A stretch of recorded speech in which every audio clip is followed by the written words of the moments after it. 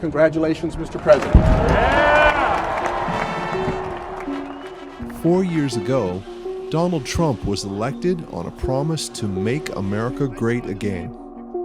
He withdrew the U.S. from international bodies, Withdraw. fired shots at China on all fronts, and ruined ties with traditional allies. Now, Joe Biden has been elected. What will change? I think that a big part of what has made America great has been America standing for certain universal values. And I think that President Biden will take an approach that is more consistent with what the United States has done in the past in terms of trying to set an example of fairness and integrity in the way that we conduct our affairs. High hopes are pinned on Biden to return the world superpower to a normal, stable track. Restoring ties with other players may be the first step. Trump took a confrontational stance against China.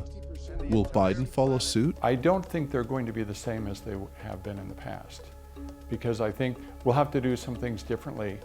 And I think China is doing some things differently on its side, and the U.S. will also. I think, we have to look at the domestic political dynamics in each country too, and recognize that to some extent our current divergent paths are a reaction to what the other country is doing. But in other important respects, they're a reflection of the country's own internal political dynamics. And so those are the kinds of things that will be very hard to change, between the two governments. But I think there will be a serious effort to try to work on these issues. So I think the fact that there will be this effort will be a good first step. But goodwill does not stop hawks from talking down China-U.S. ties. Whoever is in office, the U.S. has started to speak of China as a threat, not a friend. Is this a reality? I think using labels is a little bit too simplistic, and maybe even makes the situation more difficult to deal with.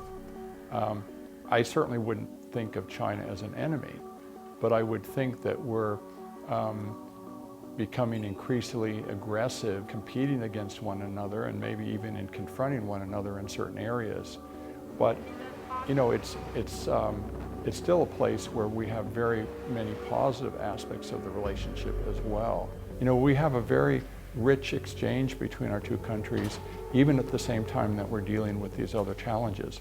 And hopefully this will help us to take a kind of a more nuanced approach. If you don't have much interaction with someone, you can get a very kind of a black and white simplistic view. But when you sit down and talk with people, you start to find ways forward that you might be able to solve problems and manage differences.